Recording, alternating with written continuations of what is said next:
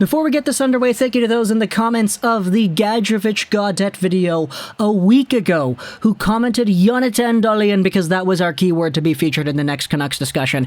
But because we hadn't really been doing too much of these, it's been a while. Thank you for sticking around. If you want a chance to be featured in the next one, then stay around to the end for this video here. And yeah, I know I'm breaking all the rules by uploading this video. Firstly, it's Vancouver, and we haven't been making Vancouver things because I'd been saying it before, but talking about the Canucks just really takes a part of my soul out of there. Secondly, we're uploading this video on a Vancouver Canucks game day, and furthermore, that game is going to be at 5 p.m. PST, so the fact that we're uploading this also at 10 a.m. kind of violates the rule that I have that says that Vancouver, because we're on the West Coast PST, the videos for Vancouver should be uploaded a little bit later when more people have free time, but you know what? Screw it. This is the kind of thing that has longevity. This is not a one-and-done kind of topic. There's a lot to talk about with Vancouver, I get that. Connor McDavid scoring the century mark the other night against Vancouver. Amazing. Love to see Connor McDavid out there just lighting the world on fire the way he has. It's so phenomenal to watch. Secondly, we have William Lockwood getting called up, so it looks like a lot of the other younger guys are going to be here to play for Vancouver. But when we're talking about some of the younger guys, I wanted to talk about one of the more bright spots on the year.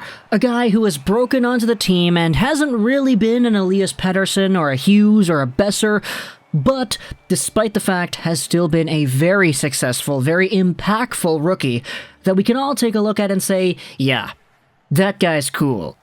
Let's talk about Nils Hoglander, a top prospect from the 2019 NHL Entry Draft who wasn't even taken at the top. He's a guy who, in his rookie season with the Vancouver Canucks, is out here with 49 games played, and get this, he's at 24 points, with a boatload of those points and goals coming in his most recent stretch. If you take a look at Nils Hoglander and the game log, you can see that the most recent games against Edmonton had been really good to Hoglander. 2 points in the 6-3 win with 2 previous points in the previous 2 games, and then going back to the start of March where he had a 3-game goal streak. This is a guy who has been pretty consistently one of the more impact forwards on a Vancouver Canucks squad that really hasn't been super consistent this year, so having Hoglander here has been a very good spot, and the fact that he's only 20 years old, we know that the best is indeed yet to come for this 5'9", 190-pound winger. But the thing I wanted to highlight in this video specifically was Nils Hoglander in comparison to the other 2019 drafted players in terms of point production, because I get it. Having Hoglander here, that's cool, but my question is, how exactly does he rank up statistically with the guys taken around him? So, going back to the 2019 NHL Entry Draft, Nils Hoglander was drafted 40th overall in the 2nd round. It's kind of crazy because a lot of the Twitter scouts and a lot of the people that I trust for scouting information and prospect reports, they were all super high on Hoglander to the point that they were convinced that he could be gone somewhere in the top 20 or the top 25. The fact is, some of the other outlets, though, because he was small, ranked him a lot lower. Future Considerations had him at 29, McKean's 41, you had TSN and Bob McKenzie have him at 35.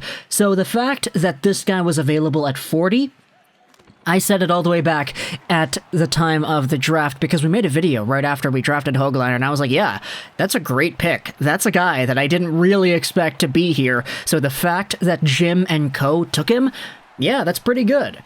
And now he's here as a 20-year-old rookie with 24 points and 49 games played, on pace for about 40-ish points in a full season, and, you know, that's really not bad for a 20-year-old guy taken in the 2nd round playing his first year in the NHL.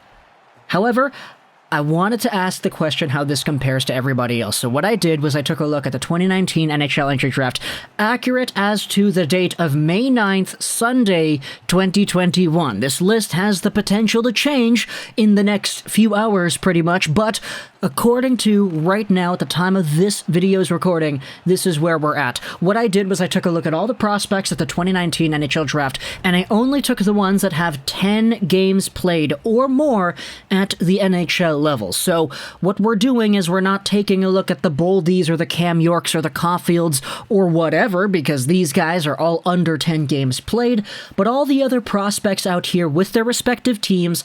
We took a look at their points, we took a look at their goals, their games played, and we calculated their points per game. Quick disclaimer, this doesn't really mean anything. This is not gospel, this is not the set-in-stone ruling. These things can change over the next few days, years, and decades. Some guys who may not be super high up now might be able to get significantly better in a short amount of time. So this isn't really proving anything, this is just a cool observation I wanted to show here. Jack Hughes, Kirby Dach, and Kaapo Kakko 1, 3, and 2 at the draft. I don't know why I said it in that order, but I did. We have ourselves what is a point-per-game mark led by Jack Hughes. He's got .44 points per game, as his 52 points in 116 games played aligns with that. So, Kaapo Kakko has the lowest amount with a .35 points per game, with 40 points in 114 games. Kirby Dach has kind of lagged behind in the games played category because, yeah, the guy's been taken out, so really unfortunate to see that there. And then going over to number 4, I mean, Bowen Byram doesn't really count. We all kind of knew that Bowen Byram was having a little bit of a rough year this year for the Colorado Avalanche. Obviously, it's not indicative of how his entire career is going to go down. He'll be fine long-term, but for now, he has got himself 2 points in 19 games played. 7th overall, Dylan Cozens, 13 points, 41 games, a .31 points per game. Then you have Trevor Zegras, leading the league here with a .54 points per game, as his 13 points in 24 Anaheim Ducks games is pretty impressive. Going down the list even more, you have a pair of defensemen, 20th and 22nd overall, Ville Heinola and Tobias Bjornfot with 5 and 6 points respectively, the points per game heavily favoring Heinola. Then, in this calculation, you actually have the guy who has the most points. It's Shane Pinto for the Ottawa Senators. Now, the Sens played the Calgary Flames yesterday, Shane Pinto played and he got 0 points, so his total ranking is at 11 games played, 6 points, a .54545 points per game. He's technically first.